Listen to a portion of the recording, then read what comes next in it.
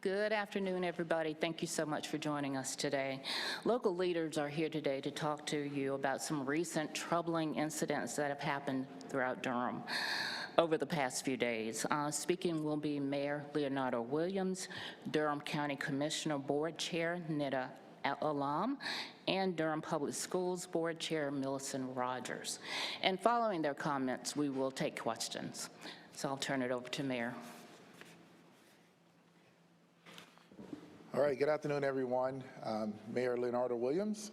And so today we wanted to make sure that we are present and that we are aware of some of the recent events in our community, and also to ensure that we are standing together firmly as the city, as the county, as the school board, the trifecta of governing bodies in this community, and not only state that we are aware of the recent events, but also to ensure that we are standing together as we respond to these events.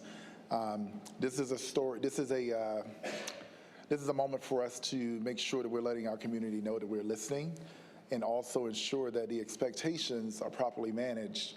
I know that oftentimes, it's, well, what is the leader going to say to solve the issue? And hopefully we can provide proper context to that today. But this is a joint effort amongst the city, the county, and the school board because it affects us all. And not only will we just sort of address those matters that have happened recently, we will also let you and remind you who the Bull City is. So I'll just briefly start with, yes, I'm aware that we've had some recent shootings. Yes, homicides happen. And yes, there was a recent story that stated Durham crime creeping into Wake County. And yes, I do believe that that was a very cherry-picked angle. It was also stated that I felt it was unfair. Let me be very clear, life is unfair. So if life is unfair, I hope you don't think that I'm thinking that you're gonna be fair. So I really don't care what's fair and what's not fair. What I care most about is, are we doing what we need to do to make sure that we're listening and leading for the people in this community? In Durham City, Durham County, and our Durham schools. So hopefully today we'll be able to, through your questions, be able to make sure that we're responding with integrity, whether you're asking in that form or not. So with that being said, I'll keep it general and make sure that I give some space to our school board chair and our county commissioner. But yes, we are aware that there is crime happening in our city just like any other city, especially communities of our size. I also, yes, understand that I cannot control the acts of an individual, but what I can control is how we react to it. And there are many things we're doing in this community, from the Bull City Future Fund to making sure that we are investing in our reentry matters and making sure we are helping people find jobs, making sure that we are providing more housing options for people to have a place to live. That's how the government responds. That's how our leaders respond. And we have to do it with our community members. So I'll share a few more remarks in just a bit, but I'll pass it over to our County Commissioner Board Chair, Nida Allam. Thank you, Mayor Williams. As Mayor Williams mentioned, we've all seen the recent headlines suggesting that, Durham is somehow spilling over crime into Wake County. But honestly, this kind of story doesn't reflect the full picture of what the everyday reality is for Durham County residents and how much Durham County contributes to our region. And it's not just about these incidents, it's about the work and heart that Durham pours into the Triangle community day in and day out. I was raised in Western Wake County in the Briar Creek area, and I loved growing up next to Durham. And this county, with the vibrancy, the warmth, the diversity, has been part of my life from the very beginning. And when it came time for me to decide, with me and my husband, of where we want to settle down, there was no other choice but Durham. Having grown up on the border of wanting to move in because we wanted to be able to start a family and raise a family in a place as vibrant, as loving, and welcoming as Durham County. And that's why it's my chosen home of a place that I want to build a community that's built on love and diversity. And Durham offered all of that and more. And Durham's impact doesn't just stop, our positive impact doesn't stop at our borders. I want to see, and I believe all of us want to see and hear, that the stories of Durham, the positive stories that are coming out, the amount of jobs that are being created in Durham that are providing opportunity to people across the Triangle, not just here in Durham, including many from Wake County, our businesses and industries that are growing, hiring talented people from all over. Why aren't we seeing stories that celebrate these new chances and opportunities for hardworking people across our region? And I think about healthcare. Durham is home to some of the best hospitals and research institutions in the country, places that serve not just our residents, but families and patients from all across North Carolina. Many people from Wake County come here for care, for specialized treatments, and for compassion and expertise that Durham's healthcare providers are known for. And this is something we're proud of, and it's something that benefits us all. Education is such a huge part of Durham's story. Our schools, our training programs are preparing incredible teachers, educators, many of whom go on to work in schools in Wake County and beyond. And they're shaping young minds, raising up future leaders, and making an impact that will ripple through generations. When we invest in education here, we're investing in the future of the whole Triangle region. And because of the benefits of strong schools and dedicated teachers, that doesn't end at the county lines of Durham. Public transit is another area where Durham is stepping up. We're building a transit infrastructure that's not just for us here within Durham County, but for everyone in the Triangle. Our transit systems are designed to connect our communities, to make commutes easier, and to give people from all over better access to jobs, schools, and healthcare. And the Durham County Commission is deeply committed to this work. We've been increasing our investments in economic development, public health, social services, and lifelong education, not just for the people of Durham, but for everyone who lives, works, plays, and shares their lives in the region. So every one of these investments reflects our belief in a stronger, more connected community that lifts up all of us together. And I believe that is what develops and builds the full picture of what it is to be a Durhamite, what it is to be a contributing member of this Triangle region. And right now, more than ever, we need to come together. These times can feel very divisive, but here in the Triangle, we have a chance to be an example of what it looks like to support one another. Instead of fueling division or focusing on blame, let's keep our eyes on what we can do together to address our challenges that we have. We are stronger when we focus on things that connect us, not on the things that divide us. And Durham is woven into the fabric of this Triangle community. And we invite the press to tell the full, real story of what Durham is, not just the challenges that we're working on, but about the many ways Durham shows up for our region's success. Let's highlight what unites us and the real accomplishments we can all share in, and the incredible things that we can do when we work together and benefit all of our residents across the region. Thank you. I'll pass it to School Board Chair Millicent Rogers.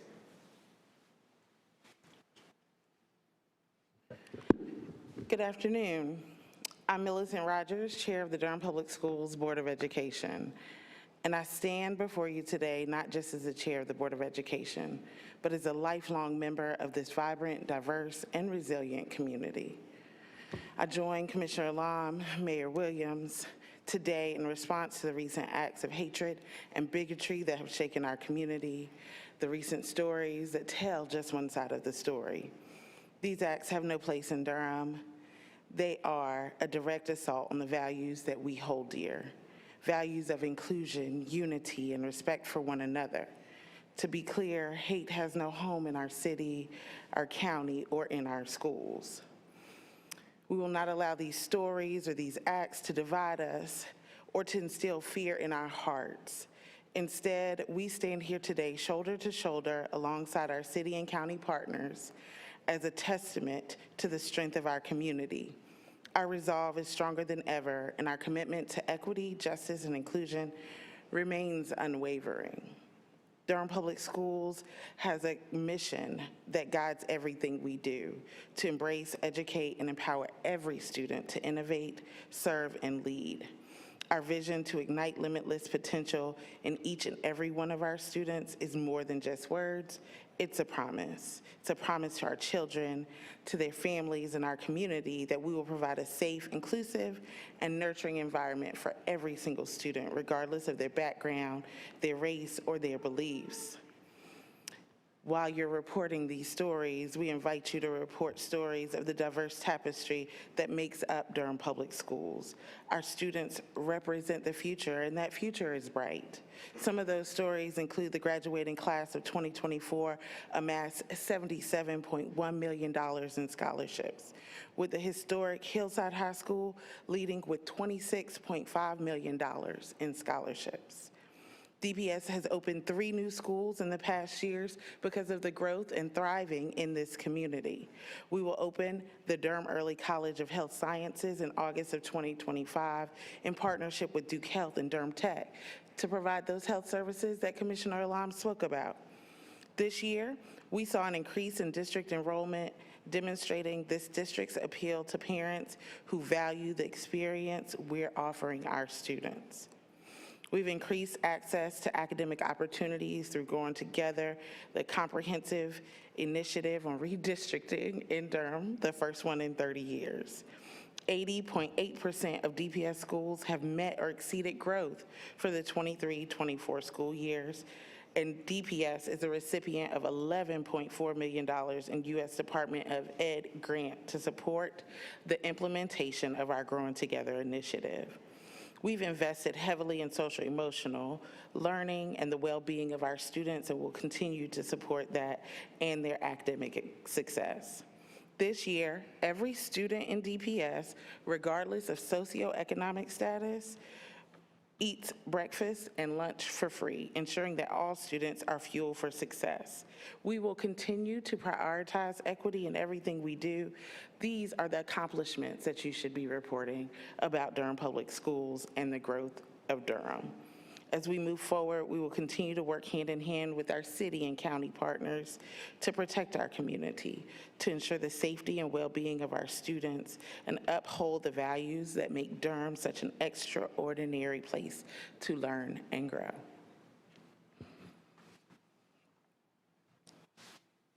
Thank you.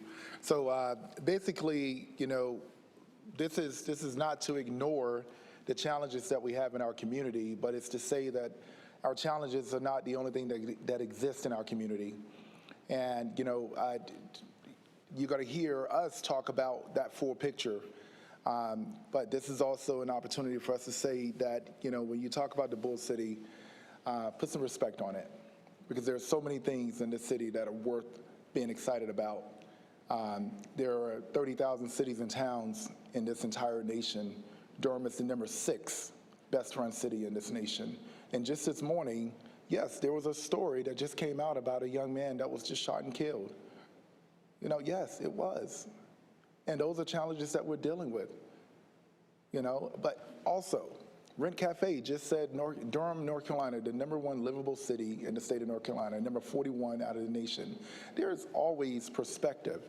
So this is about, you know, this is about integrity to what is actually happening. And I know it's a lot of clickbait that we like to get when they talk about weather, traffic, house fires, and homicides. I get it. So of all people, you won't find me trying to dictate a news story. I believe that that integrity needs to be left where it is. But when you take such an intentional dig, especially using percentages, 150%, that could be 2 or it could be 20. You know, so I just want to make sure that we are telling the full picture here, and we're not running from our issues. Just like I don't think any other city is running from their issues.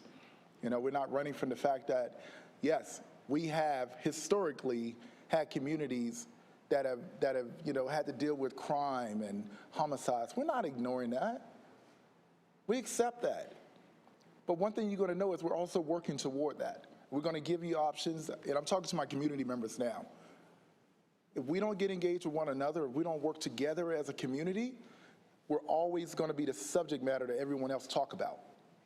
So to my people here in the Bull City, to our community, let's make sure that we are taking care of one another here at the local level. We must tell our story. It's ours to tell, and it won't be misrepresented. And I don't lose my cool. I don't get upset. But when you mess with my community this way, then you will hear from me in this way. So we'll open up for questions. And I do know Commissioner Allam has to leave shortly, so, but we are here together, bringing our community together. So, and our Director of Communications, Ms. Beverly Thompson, will facilitate. Thank you, Mayor. I would just like to ask that you say who you are and wait for the mic to ask your question so that the people who are viewing online can hear. Okay, thank you.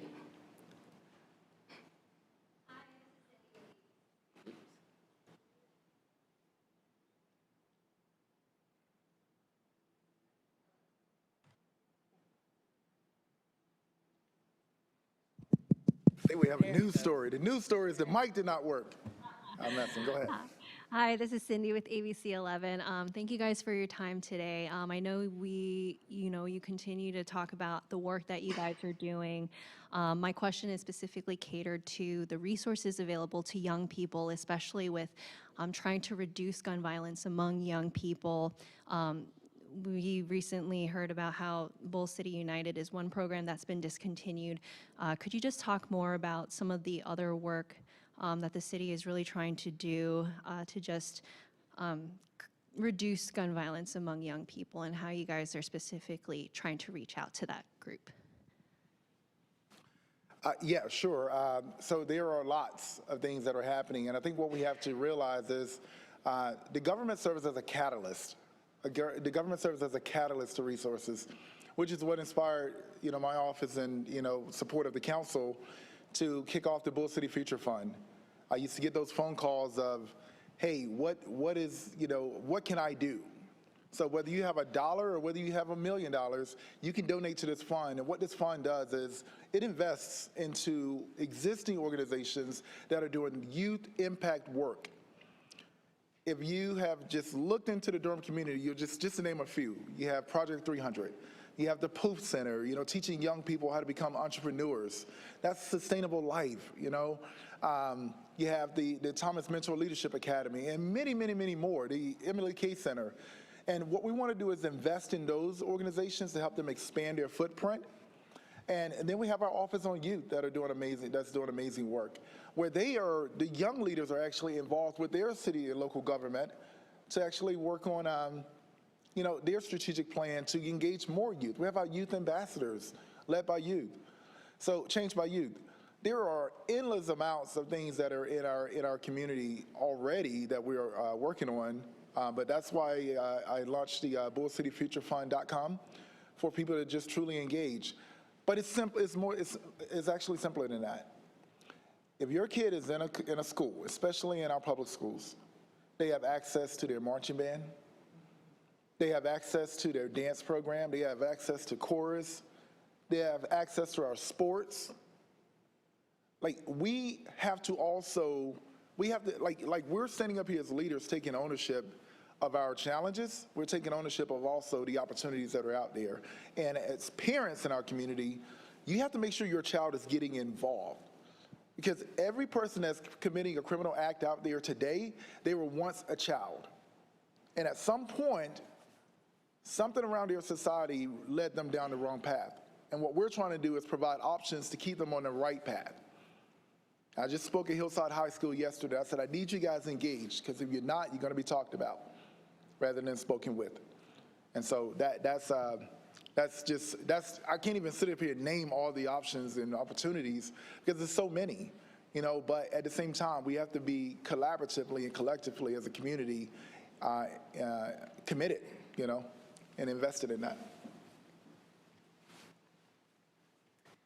I just want to add on one additional program.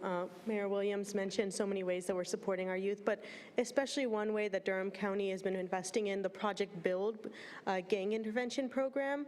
I think this is a program that has been so significant in supporting so many Durham County youth, of investing in young adults between the ages of 14 and 21 through coordinated case management and services to youth, and trying to get involved with youth who are high risk of gang involvement and intervening early on and providing them opportunities to grow and develop and see their potential outside of gangs, see their potential within their schools, see their potential within athletics and other programming that Mayor Williams has mentioned. And I think that's a program that we should really highlight and uplift because it's a model for not just Durham, but for cities across the country.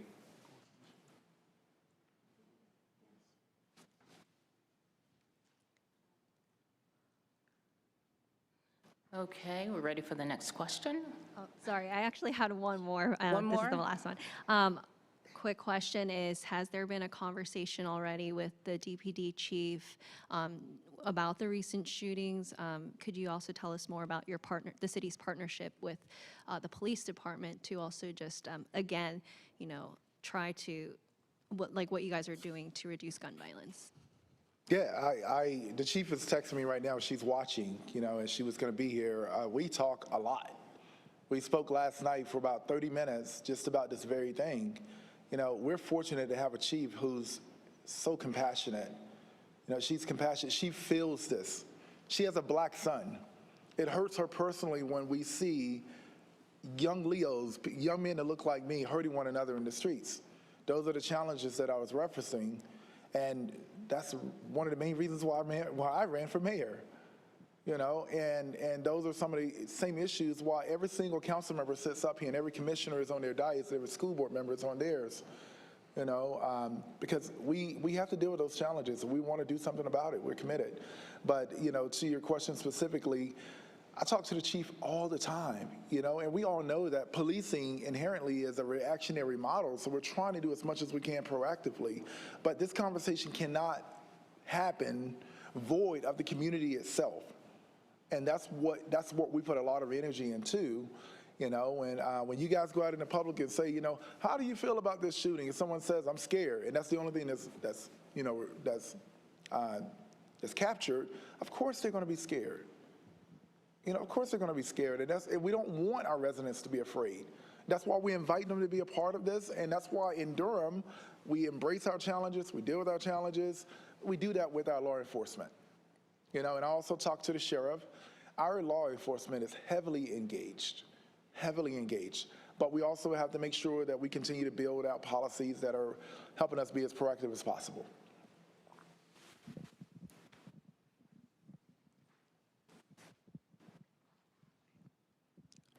Okay, and next question is Monica. Oh, I'm sorry. Okay, thank you. Good morning. I'm Alex Bass with the Triangle Tribune. This is a question for Mayor Williams, or anyone can take this question. As we've just come off in election season, as we prepare for new elected officials at all levels to take office in January, in most cases, we talk about the partnerships that exist at the city, county, and school system level. What is your message for state legislators coming into a new session when we know what is happening in terms of budget cuts, in terms of state funding, in terms of how local education agencies are being undercut as resources are being directed elsewhere?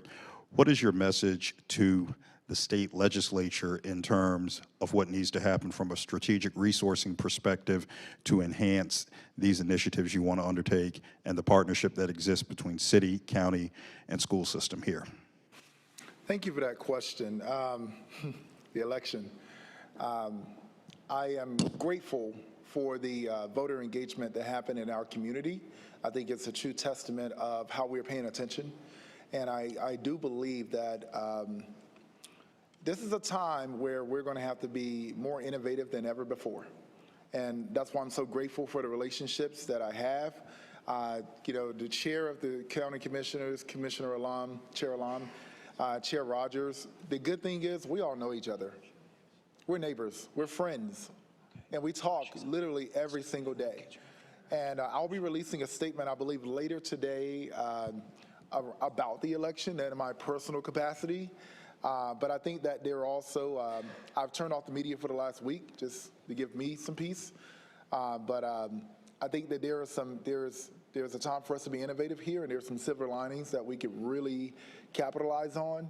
I think that, North Carolina is positioning itself to go back toward a more balanced state-level government. The Council of State is, I believe, 5-5 with the Democratic governor, lieutenant governor, attorney general, secretary of state, and school superintendent, and the rest are Republican. The Democrats broke the supermajority, so therefore there's some leeway there to have things deliberated more without just a blanket veto override. But be it as it may, I just have so much hope in us at the local level. All politics are local, and our government should represent from the bottom up. And that means from here in Durham, all the way to the state level, all the way to the national level. So the good thing is we get to work together, and we are actually discussing now how we're positioning ourselves. We do hear the rhetoric, political rhetoric at the national level around deportations. We do know that Durham went overwhelmingly Democratic in this last election, but a Republican president won, and we do feel as though there may be some retribution there.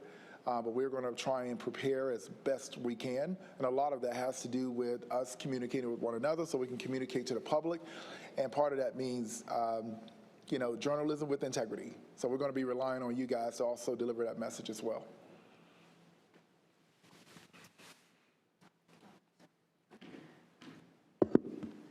The only thing that I would add to what Mayor Williams has shared is that student success is not partisan.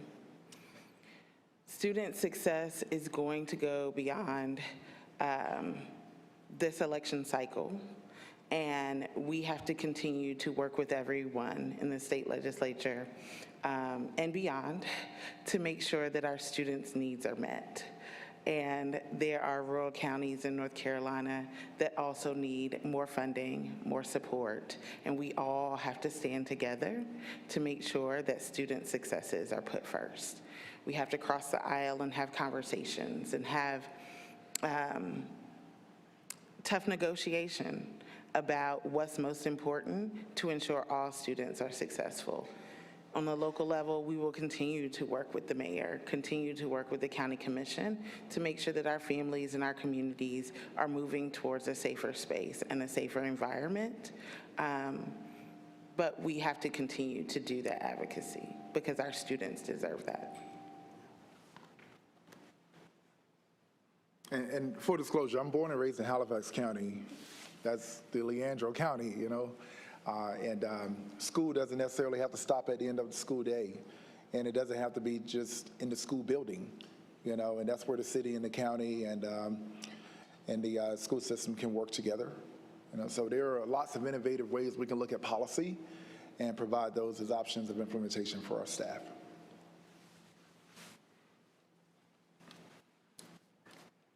So we have time for one more question, and I see WRAL. Thank you. Sean Gallagher, WRAL. Question for the mayor. I know you had questions about the percentages that we used in our articles. The number of Durham residents arrested in Cary went from 98 in 2019 to 244 in 2024. In Morrisville, that number went from 86 to 142. I know a lot of people up here talked about the systemic issues that fuel crime and the positives being done here to try to make an impact on that.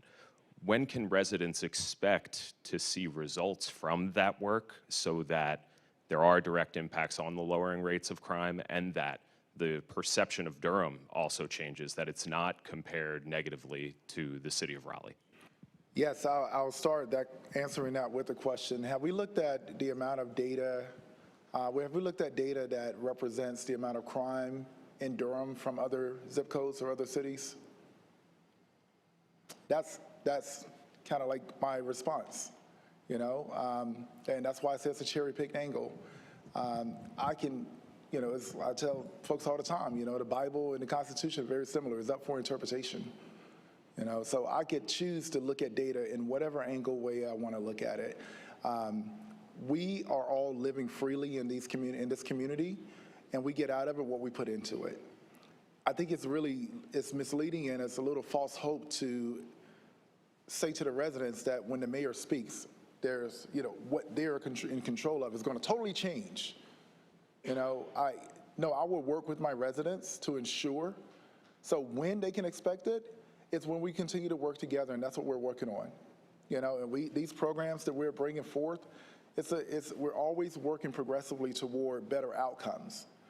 But it is providing false hope that the government is controlling or contributing to the actual criminal acts happening by individuals. You know, like, no, we are responsible for incorporating policy to reduce this, but to make it as though, like, whatever I'm going to say up here, oh, the mayor is going to speak today, and all of a sudden, you know, crime is going to stop because he knows exactly what to say. This is misleading, you know, but the reality is, to your question, the residents of this community can engage in the many opportunities in which they can engage with us, and that's what we're doing. And we're going to continue to work toward these challenges. That is not a timeline. It's not a timeline, you know, but I'd love to know your percentage data of how much crime is in Durham from Greensboro residents, or how much crime in Durham from Raleigh residents, you know, and hopefully, you know, just, I'm not being cynical here, but I hope no one starts shooting up and down our freeway here, you know. But that was a story, and it's not to be made fun of. Just like someone got killed. There was a shootout in a mall full of people. It's not to be made fun of. The question really is, why is this happening? Why is it that our most impoverished neighborhoods are what they are? Why are they majority black and brown? You know, and as we're doing this journalism thing, think about the effect. I don't care whether it's fair or not. Life isn't fair, so why should I expect you to be fair? But we can have working relationships, and that's why I answer the phone every time anyone from the media calls me. I answer the phone to make sure that I pick up and provide response, provide interaction and communications to our community. But it must be done in good faith. One quick follow-up. What responsibility do you bear then towards the decrease of crime or crime in general? What responsibility do you bear as the mayor of the city? I'm the mayor of the city. My responsibility is in incorporating policy that will reduce bad things and enhance positive things. You know, like that, but, you know, the framing of the question almost limits the outcome. You know, and I'm not knocking you. You and I spoke just the other day, yesterday. You know, and I told you, you know, you choose the angle, and the angle will choose the story. But I choose my response. And I just won't be trapped in that cage. We're going to continue to do what we need to do in Durham to make this continue the amazing place that it is to live. You know, but if you want to really know the outcome of when you have a headline that you guys had out there, look at my Twitter feed and look who it awakens. That is part of the issue. You know, people are going to say what they want to say. That's fine. You know, but, you know, we're going to tell a story. Let's tell the story and the whole story. You know, but like, you know, the state did surgical precision on gerrymandering. This was a very surgically precise framing of Durham crime and surrounding areas. This is not a swipe on Raleigh. I wouldn't do that. This is not a swipe on my community. I wouldn't do that.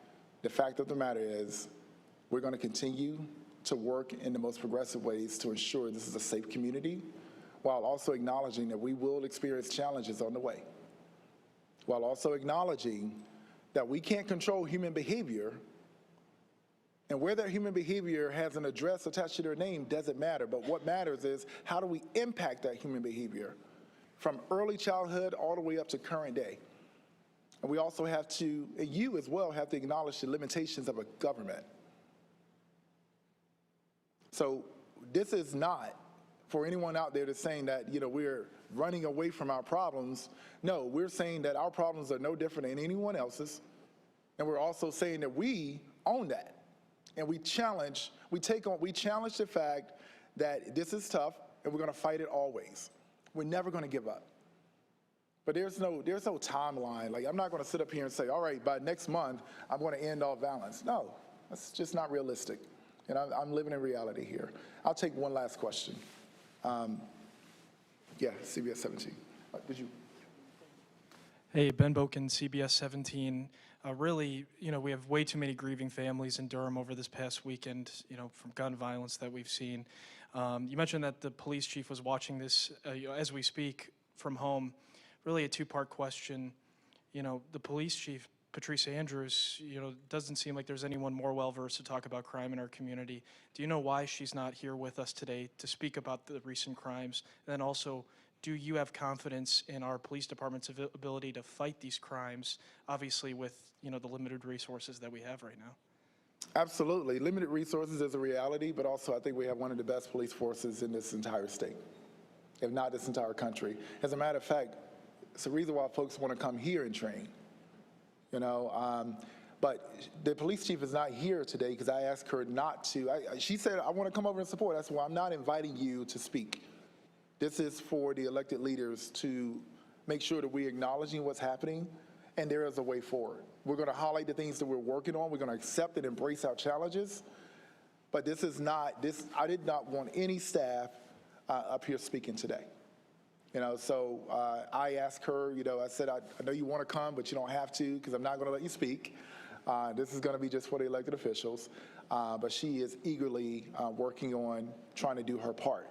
But at the same time, I hope that we're not looking at a police department and expecting them to stop crime.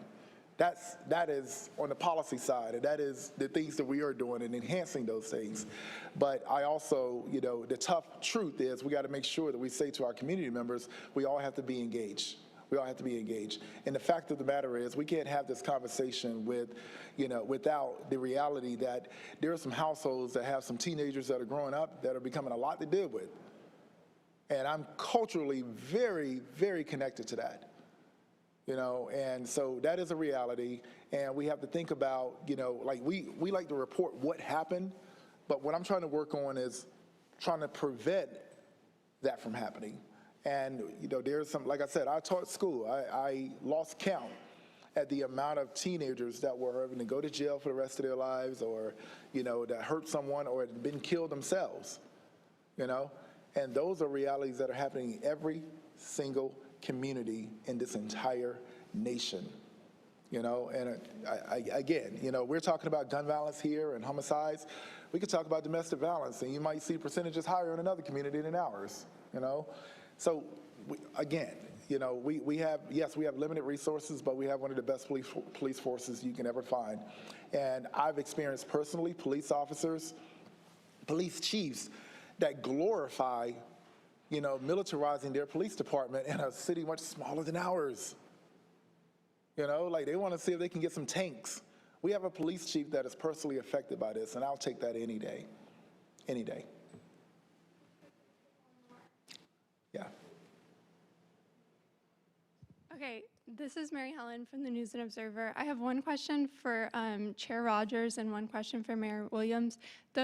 The question for the school district is, are y'all collaborating with the city on busing, or are those conversations you would entertain in the future? And then for Mayor Williams, you kind of touched on it when you were talking about like who this brings out on Twitter, but can you just address directly what role you think race plays in this perception of Durham? And those are my questions. Thank you.